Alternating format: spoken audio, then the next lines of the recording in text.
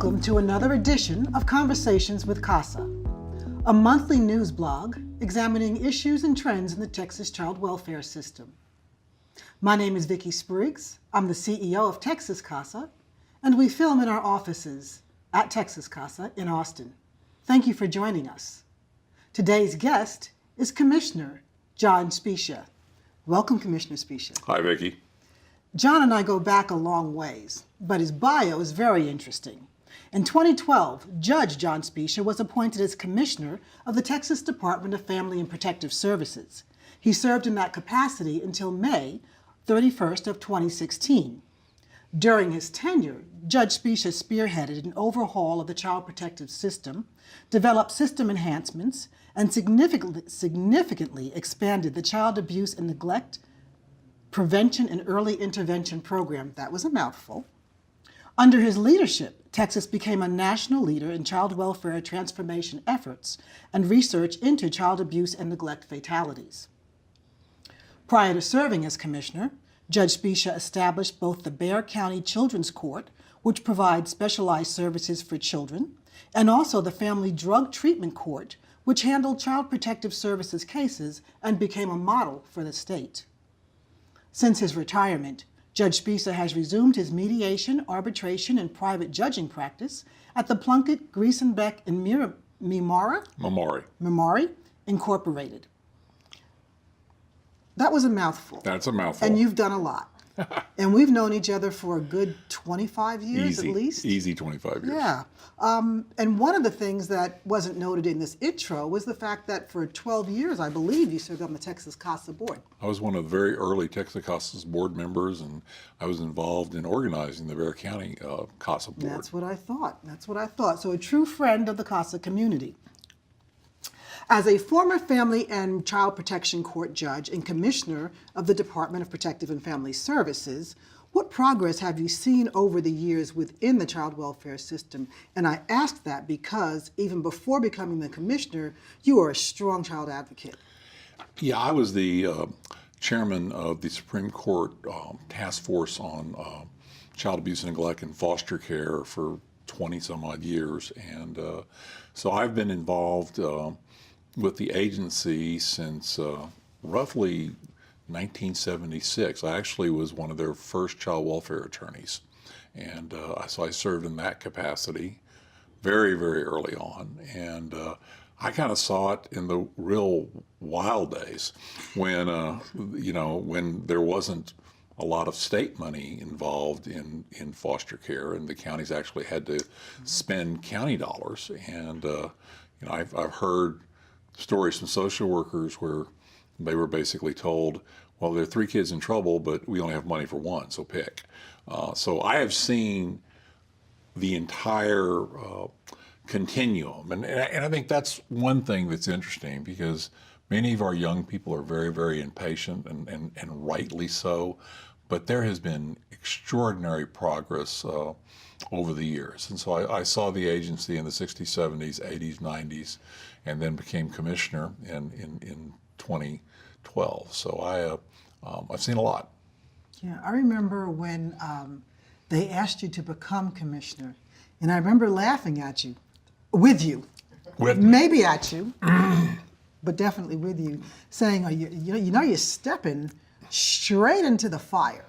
And you said, yeah, I know, but I've been knocking on the door for so long trying to instigate change. I think I know I can do it from here. I think I can do it from here. And so I applaud you, one, for even taking that step, because there was so much going on in 2012 that you had to deal with. Can you talk a little bit about what you walked into and what you feel like you were able to accomplish during your time there? Well, in 2012, the agency was in crisis, and we'd had 2 commissioners in very short succession, and really since the first commissioner, every commissioner got fired. Mm-hmm. And so there was a great deal of impatience at the legislature and at HHSC in the agency. And so I got a phone call from Dr. Kyle Janik, who was the HHSC executive commissioner, and he asked me if I wanted to be commissioner, and my answer was, no, I have no desire to be commissioner, but I do want to talk to you about the agency. Well, if you don't want a job, don't say that.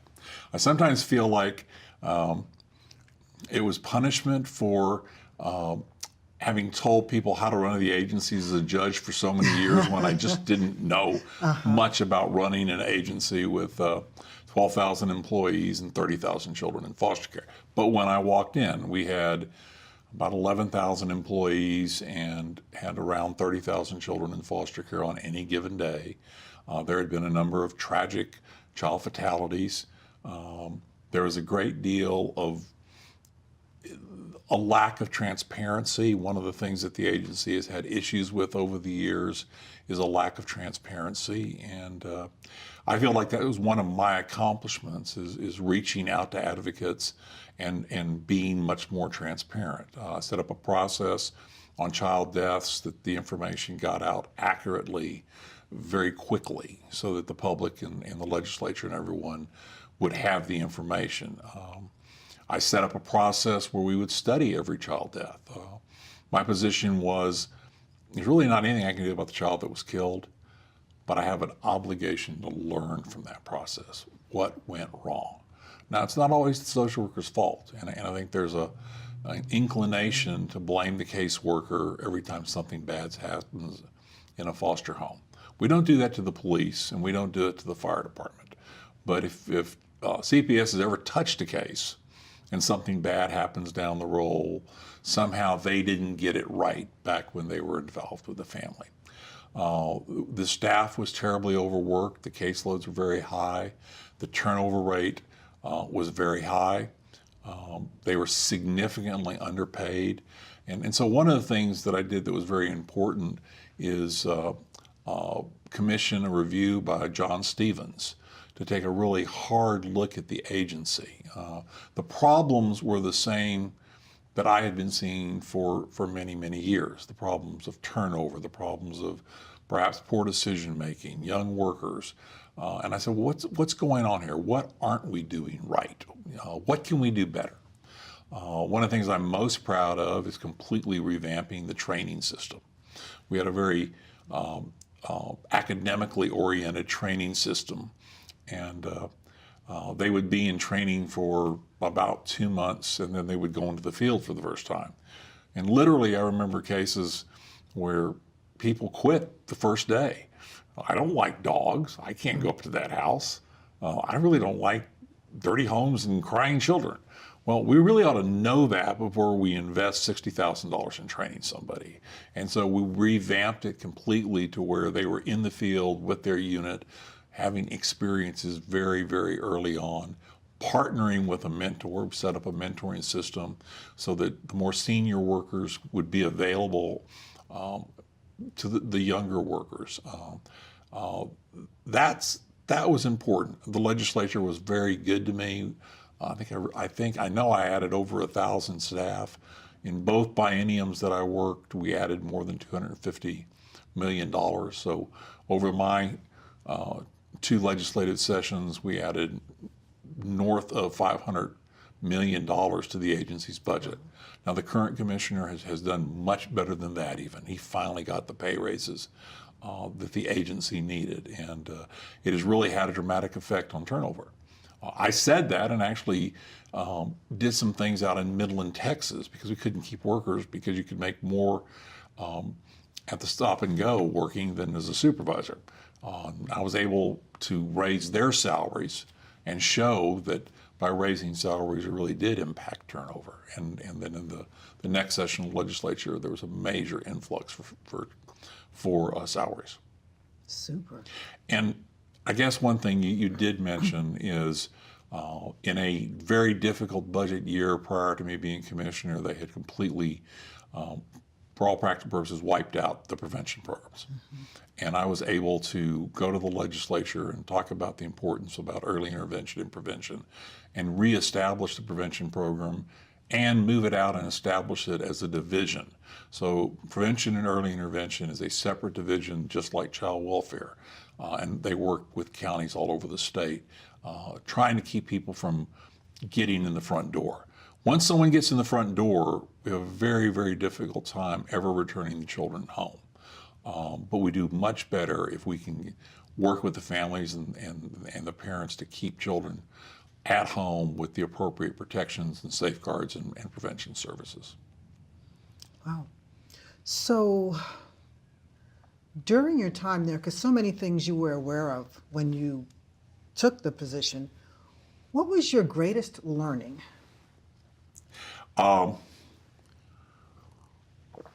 One, a judge knows nothing about how to run an agency.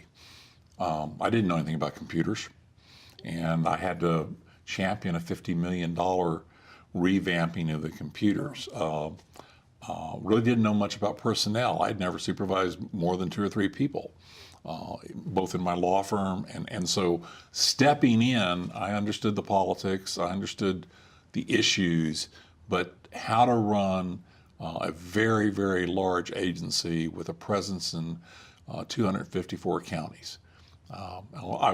I often said that I felt like a general with too many fronts open. You could have things going great in 253 counties and all hell breaking loose in one.